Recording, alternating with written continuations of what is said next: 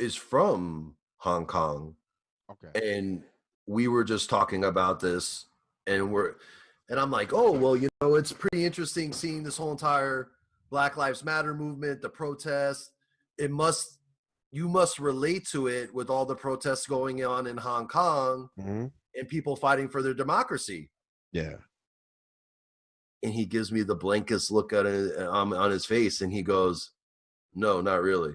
And I'm like, well, what do you mean? He Yeah. goes, Keith, here they might shoot you with a rubber bullet.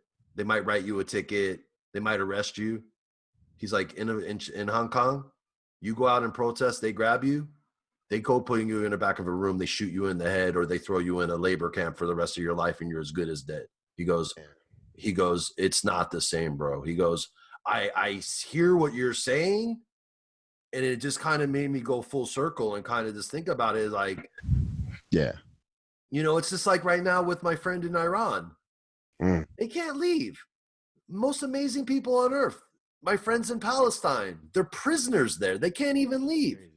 It's so unfair because you have these great people, great Chinese people, great Iranian people, great people everywhere. But bad situation and just, I mean, that's scary, man, that because like it was hard enough for me going out to these protests and having the feelings of like, okay, yo, is this going to, like, when I went, I was like, okay, I was very much prepared that this was going to possibly go south real bad, and that possibly the cops were going to try and I didn't know from place to place exactly what the setup was going to be or what the vibe was going to be. But and now you're seeing it with going with these. So I guess we're seeing shadows of that here now with federal agents running, swooping people up, throwing them up in I mean, that is like straight,